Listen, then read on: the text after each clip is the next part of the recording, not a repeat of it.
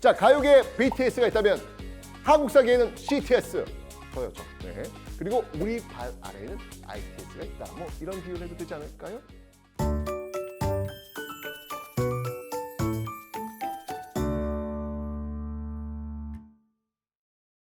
안녕하세요. 한국사계잡이 금별쌤 최태성입니다. 자, 오늘은요, 우리 도로의 역사에 대해 알아보는 시간을 한번 가져볼까 합니다. 국토교통과학기술진흥원? 그럼 대체 뭐 하는 것이요? 궁금해하시죠? 알려드리고 가겠습니다. 국토교통과학기술진흥원, 약칭 카이아. 핵심만 알려드릴까요? 국토교통 R&D 사업에 대한 그 기획, 관리, 평가를 수행하는 연구관리 전문 기관이고요. 또 건설교통 분야의 신기술 심사, 지정 등을 전담하는 국토교통부 산하 공공기관입니다. 휠체어 탑승이 가능한 버스 아시죠? 이거 개발했습니다. 제로 에너지 주택단지 이런 걸 구현하고요. 또 한국형 동력 분산식 고속 열차를 만들어냈습니다. 이런 굵직굵직한 국가적 사업들을 수행하는 곳이 바로 카이아입니다. 한마디로 여기서 다 말할 수 없을 만큼 정말 훌륭한 일을 하고 계신 곳이다. 특별히 오늘 제게 또 이 도로의 역사에 대한 강의 이렇게 부탁하지 않으셨습니까? 정말 품격 있는 선택이 아닐 수 없습니다. 자, 다시 오늘의 주제 들어갑니다. 자, 오늘의 주제가 뭐라고 그랬죠? 도로입니다. 도로. 우리가 이 발 딛고 서 있는 이 도로. 그냥 흙 아니면 뭐 아스팔트 덩어리 아닌가? 파헤쳐보면요, 사실 가슴 아픈 과거, 현재, 그리고 눈부신 미래가 모두 있습니다. 자, 우리나라 도로의 역사. 자, 여기는요, 크게 세 개의 전환점이 있습니다. 그중 첫 번째 전환점, 바로 일제강점기입니다. 개항 이후에요, 한반도는 정말 말 그대로 격변의 시기를 보내게 되죠. 가까이는 쓰는 말, 또는 사용하는 물건부터 멀리는 국가의 제도까지 모든 게 달라집니다. 도로도 예외가 아니었습니다. 사실 일제강점기 전까지만 해도요, 우리 도로는요, 내가 가는 곳이 곧 길이요, 발길 닿는 곳이 곧 도로일지어니. 이게 제가 음절인 말인데요, 아마 우리 선조들도 이런 마음이시지 않았을까라는 생각이 듭니다. 실제로 길 대부분이 자연과 더불어 형성된 것들이었고요, 도로라 부를 만한 건 많지 않았습니다. 개화기 선교사들은요, 이런 우리 도로에 대해서 인천에서 서울까지 하루 낮이 걸려. 도로 너비는 겨우 1m 내외로 막 논둑, 밭둑을 지나는 길고 꼬불꼬불한 돌멩이 투성인 길이야. 길은 조악하고 교량은 드물어. 같은 정말 불평 아닌 불평을 남기기도 했죠. 당시 우리 도로 사정이 얼마나 안 좋았는지 추측 가능하실 것 같습니다. 자, 이랬던 도로 사정이요, 일제강점기가 시작되면서 굉장히 많이 바뀝니다. 왜일까요? 이유는 하나입니다. 바로 한반도를 경제적으로 지배하고 좀 더 잘 수탈하기 위해서 잘 닦인 도로가 필요했기 때문이죠.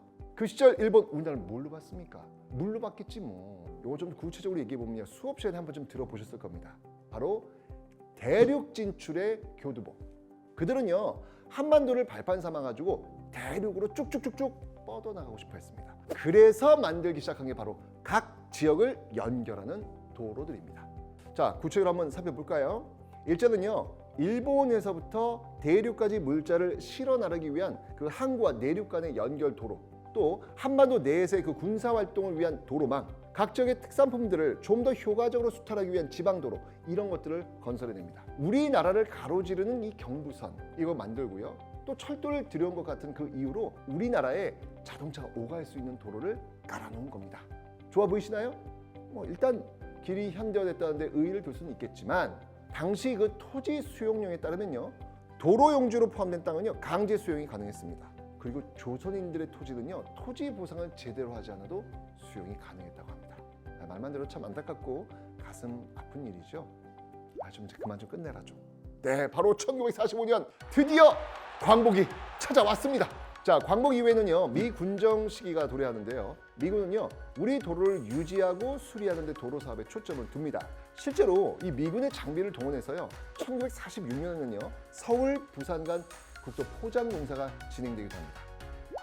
그런데 안타깝게도요, 이 공사가요, 오늘 말씀드릴 그 두 번째 전환점에 의해서 중단됩니다.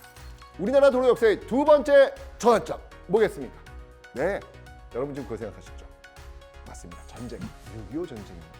당시 이 전쟁으로 황폐화되지 않은 것이 어디 있었겠습니까만은, 특히 도로와 교량의 피해, 이건 어마어마했겠죠.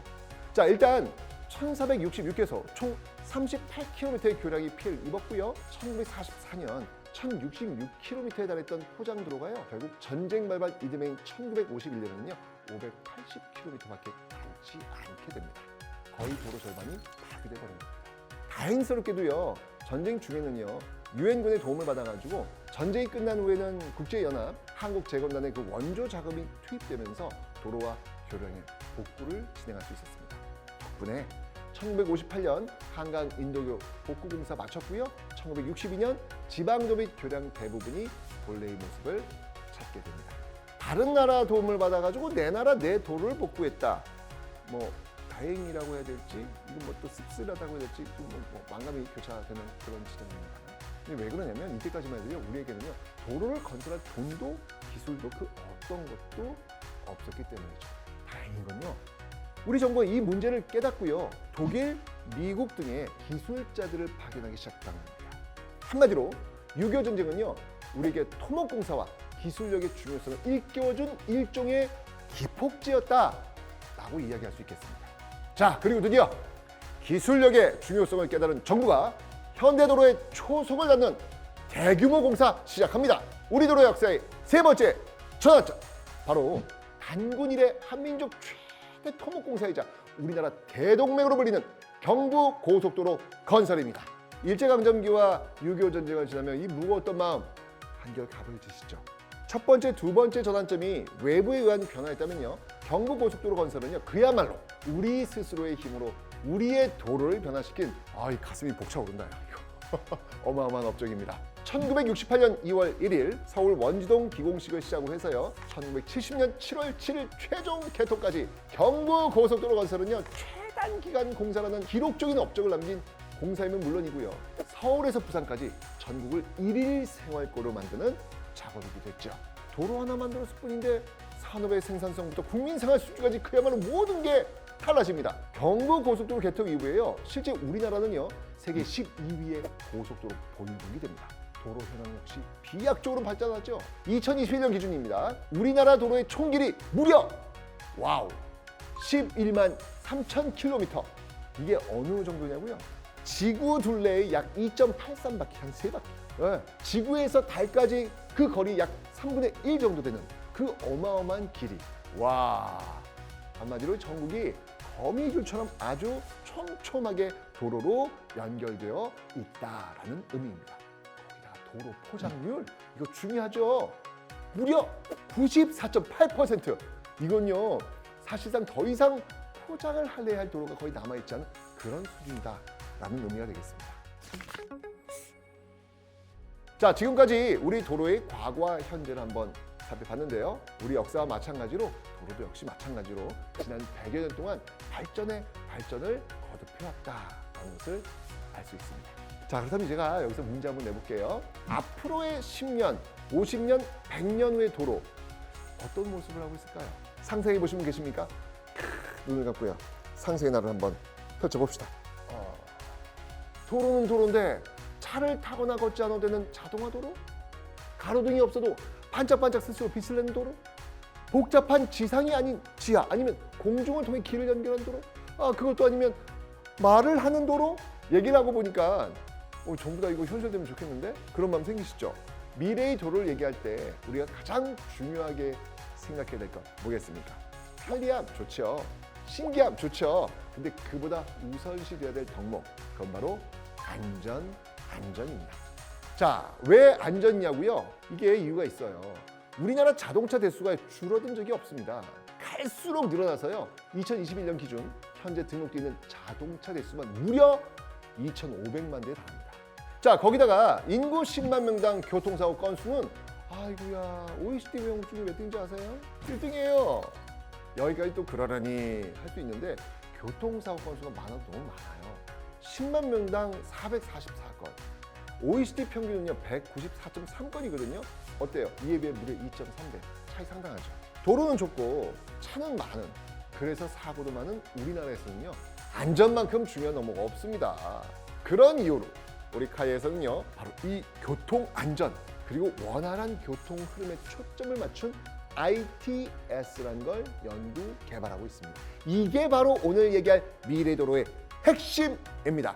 ITS, 즉 Intelligent Transport System. 우리말로는요, 지능형 교통 시스템이라고 하는데요.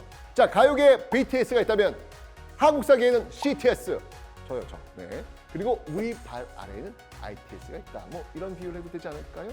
네, 그만큼 중요하고 또 대단한 시스템이다 라는 의미를 좀 알려드리고 싶었습니다. 미국, 일본 등은요 1990년대 초반 이미 국가 정책 사업으로 ITS 연구를 시작했습니다. 우리나라도요 1999년부터 이 지능형 교통 시스템 개발을 시작합니다. 아 근데 자꾸 뭐 ITS 그러는데 그 뭐예요? 알려주시오. 자, 이거 제가 간단히 말씀드리면요, ITS는 바로 지능을 갖춘 도로다 라고 설명할 수 있겠습니다. 뭐요? 도로가 지능을 갖는다고? 터미네이터야? AI야? 이해 안 되시죠? 이 도로 아래에는요 이미 어마어마한 규모의 정보 통신망이 깔려 있어요. 보이지는 않을 뿐입니다. 이 통신망이 바로 도로의 손과 발이 되고요, 도로 곳곳에 설치된 카메라, 이건 도로의 눈이 되는 겁니다. 자, 도로의 손, 발, 그리고 눈, 요게 합심해서 취합한 여러 정보, 요게 이제 고속도로 교통정보센터로 모여서 가공이 된 다음에 인터넷 등을 통해서 다시 여러분에게로 전달되는 거죠. 한마디로 도로가 직접 이 교통정보를 우리에게 제공하는 셈입니다. 이걸요 고속도로 교통관리 시스템이라고 이야기합니다. 고속도로에 적용되는 ITS는요 크게 이런 고속도로 교통관리 시스템 그리고 하이패스 시스템 두 가지로 구성이 됩니다. 하이패스 시스템, 뭐 얘기하자도 너무 잘 아시잖아요. 특정 도로 통과할 때 정차 없이 통행료를 자동으로 징수하는 시스템. 요거 편하죠? 근데 이게 일반 요금소와 함께 운영되지 않습니까? 그러다 보니까 요즘은 어째 일반 요금소 라인보다 이 하이패스 라인 이쪽이 속도가 더 느린 것 같지 않아요? 그런 느낌이 살짝 들 때가 있거든요. 그래서 우리의 카야가 새로운 기술을 등장시키죠. 이름하여 스마트 톨링 시스템. 고속도로를 많이 이용하시는 분들 아마 한 번쯤 이용해 보셨을 법한 그 새로운 요금 징수 시스템입니다. 여기가 톨게이트는 분명히 맞는데 왜 이렇게 기둥만 있는 것 같고 요금소는 하이패스 라인은 아닌 것 같은 제한 속도 그냥 일반 속도 그냥 유지하면 되고 그냥 다차로를 지나가기만 하면 자동으로 여기서 팡팡팡 찍히면서 요금이 징수되는 그런 거. 하이패스 차량, 일반 차량 구별 싹 다 한 번에 자동으로 요금을 징수하는 이 신기술, 이걸 바로 스마트 톨링 시스템이라고 부릅니다. 자, 근데 여러분 이 기술이요 처음부터 끝까지 순수 우리 기술로 만든 시스템입니다. 놀랍지 않습니까? 저희 경험한 일인으로서 좀 말씀드리면 이게요 속도를 줄이지 않으면서도요 자동 징수가 되기 때문에 확실히 편리합니다. 그러고 보면 미래의 도로 어느새 나도 모르는 사이 우리 곁에 쓱 다가와 있는 거 아닐까요? 자, 여기서 끝! 여러분 이제 재미없죠? 네. ITS의 가장 큰 특징은요 바로 도로와 자동차의 그 상호 관계를 통해 드러나는데요. ITS 시스템은요 자동차에 도로와 교신하는 통신 시스템을 탑재해가지고 혹시 모를 사고 위험이 있을 때면 도로가 자동차 위험을 알려주는 거예요. 차량과 차량 또는 차량과 도로가 정보를 실시간으로 주고받으면서 급정거, 가속, 추돌 이런 정보까지도 서로 제공하게 되는 겁니다. 자, 좀 더 나가볼까요? 자, 오는 2027년에는요 사람이 개입하지 않아도요 알아서 운행 가능한 자율주행 자동차가 상용화된다고 합니다. 내 차 이미 자율주행 되는데 하시는 분들 요거 아셔야 됩니다. 그거 자율주행 아닙니다. 우리가 지금까지 사용해온 자율주행 기능은요 운전자를 지원하는 수준의 레벨 1 그리고 조향과 감 가속 자동화 정도가 가능한 레벨 2 요 정도 수준에 불과한 겁니다. 진짜 자율주행은요 운전자가 손을 대지 않고 앞을 보지 않아도 주행이 가능한 레벨 3부터를 일컫는 용어라고 합니다. 자, 우리 카야에서는요 바보처 혁명을 통해서요 자율주행 레벨 4 플러스 상용화를 위해서 자율주행 기술 개발 혁신 연구 개발 사업을 추진하고 있습니다. 실제로 지난 2020년에는요 세종시에서 자율주행 기반 대형 전기버스가 BRT 노선을 따라 성공적인 시연 운행을 선보였습니다. 일반 승용차뿐 아니고요 대중교통으로도 이 자율주행의 이점을 편리하게 누릴 수 있는 시대가 도래했다는 사실, 이 사실을 우리 모두가 확인시켜준 장면이었죠. 자율주행 기술 개발 혁신 연구 개발 사업의 최종 목표 이렇습니다. 2024년 자율주행 리빙랩 도시 선정, 2025년 설계 및 구축, 그리고 오는 2026년 시민 모두가 자율주행 기술을 체험하고 이용할 수 있는 찐 자율주행의 시대를 열어젖힌다. 도로와 자동차 간 통신에 이어서 완전 자율주행까지 이 정착이 된다면요, 자연히 운전 미숙이라든지 음주운전이라든지 혹은 실수로 인한 사고 역시 당연히 사라지겠죠.